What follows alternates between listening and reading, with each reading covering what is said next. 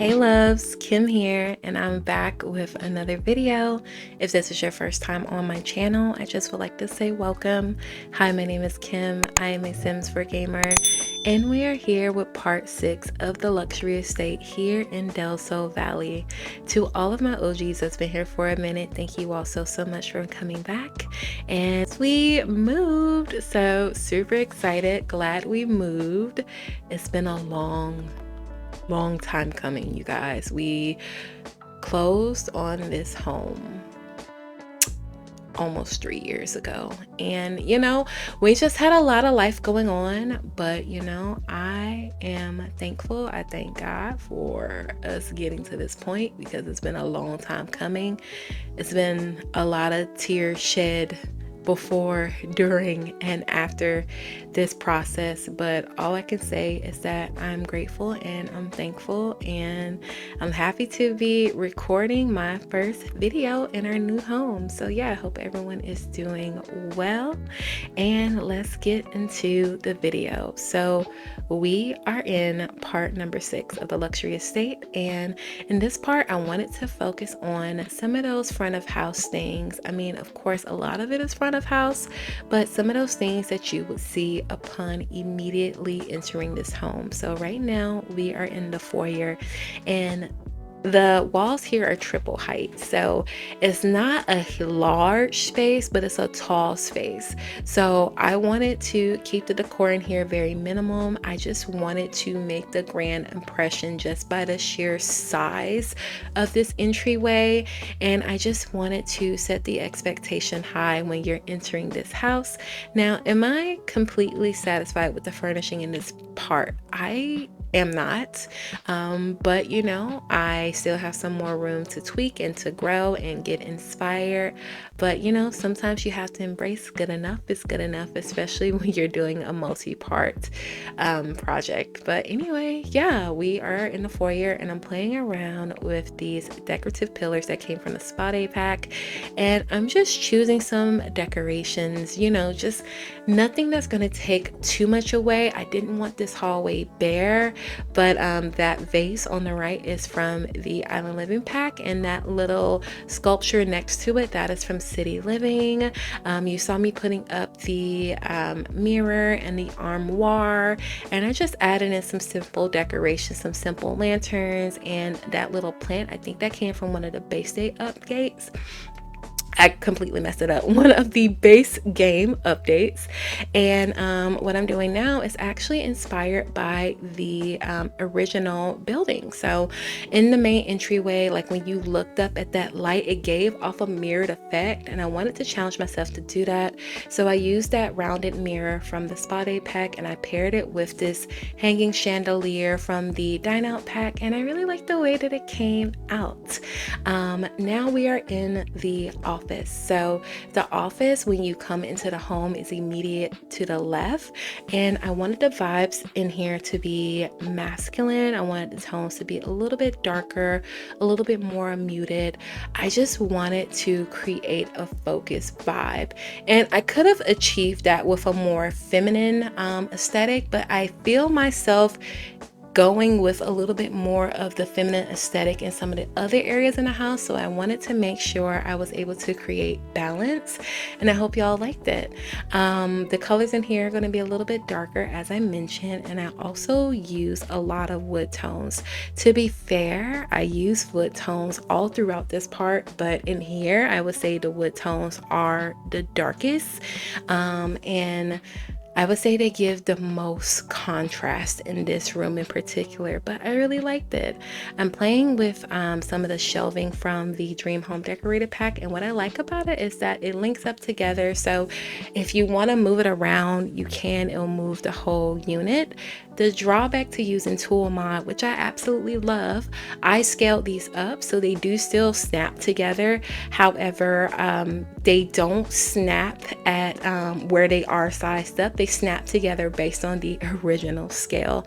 Speaking of T.O.O.L mod, shout out to Twisted MEXI. Shout out to all the modders for all of the amazing work that they do, all of the work and expertise and thought, and all of the things that they do to make The Sims 4 more enjoyable, more functional, and just overall breathing new life into this game.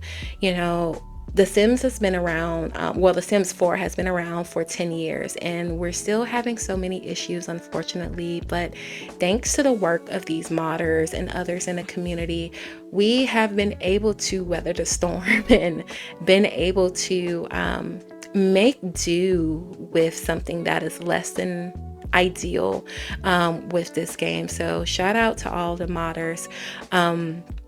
Just a little sidebar, I've been hearing recently that a lot of the modders have been getting a lot of hate and harassment because with the new game patch, when the Love Struck expansion pack came out, there were a lot of bug fixes and things that are broken, as always happens whenever EA does like an update or does like some sort of like new launch or new feature or, you know, bug fix. Like mods, they break because modders, they use the existing code in the game and they modify it when they make these mods. So I say that to say modders are not EA employees. They are not employed by The Sims. They do not get the code to the game in advance whenever there's a change. So naturally, it is going to take some time to make modifications when you're just seeing a bunch of new code for the first time. Me personally, I did a little bit of coding in college and it made me cry. And I say that to say coding and understanding code, let alone modifying someone else's code, is not an easy thing. Let's be decent human beings and not harass people if it takes them a little while to get new updates, because they are not employed by EA. I'll also say that to say modders have lives, they have other things going on. You never know. And I've been hearing some horrible things. People have been getting doxxed, they've been getting threats, they've been getting harassed, and it's not right. So I just want to take some time right now and say shout out to all of the modders that makes gaming in The Sims 4 easier, more fun, and bearable. Because there's just a lot of struggle that we've been dealing with for so long. And sometimes people take for granted all of the work that modders actually do to make this game better, and they take it as a given. So realize that mods are optional, mods are a privilege, and you know, these people, they don't have to take the time to create these modifications to the game. They really don't. I'd imagine it takes so much time, so much thought, so much troubleshooting, so much effort in general. So like, let's be decent. Let's not harass these people. Like, let's give proper thanks and proper time. Like, this is a game at the end of the day, and we should never feel the need to be volatile or speak any sort of ill will towards people over a game. You know, if you ever feel that way, maybe take some time away, maybe play something else. I don't quite know, but I didn't like a lot of what I was hearing in the Sims community. So not saying everyone, of course, but you know, just PSA, like, let's be thankful, let's be patient, and let's chill out because this is a game. It's supposed to be fun. It's never supposed to be this serious. But anyway, back to the game. Sorry for sidetracking there, but that's something I had to say because as a content creator, you know, I feel pressure and I have a smaller channel.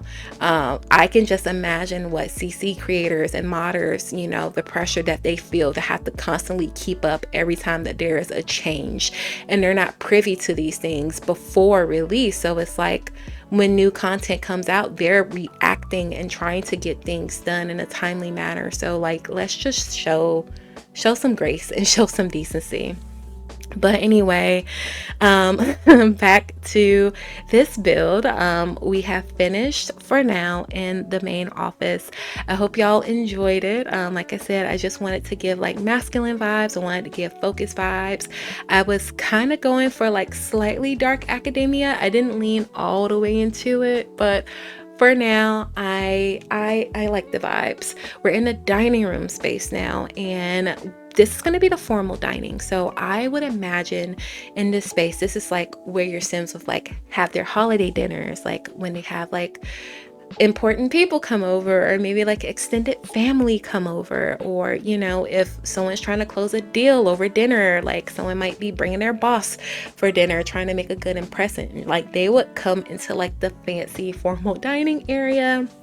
So I use a lot of neutral tones and a lot of wood tones, and I just wanted it to be neutral. Like, I do feel like there's still some personality in there, but I also kind of wanted to leave some space for your Sims to kind of like do their thing, add their touches, but I was going for very like traditional vibes in there.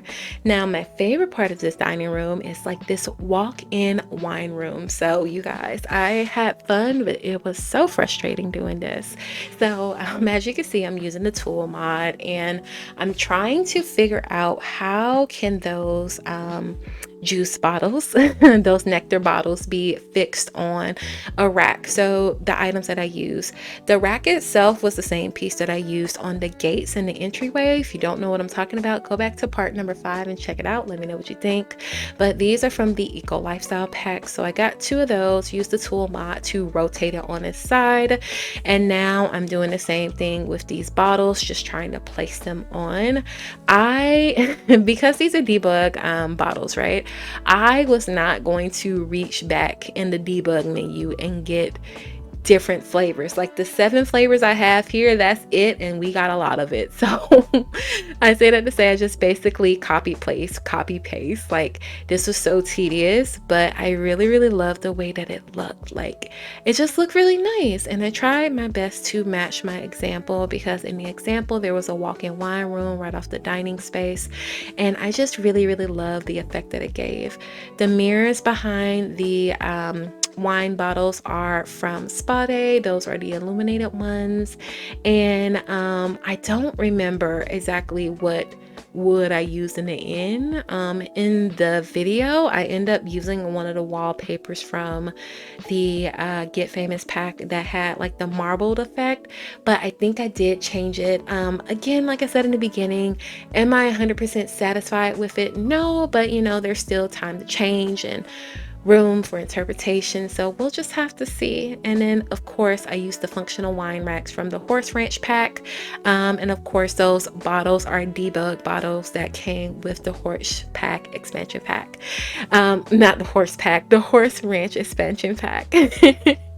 I changed up the chairs, and the 2 captain's chairs on the end, those are from Horse Ranch, and I don't quite remember where the other chairs are from. They're not from the same pack.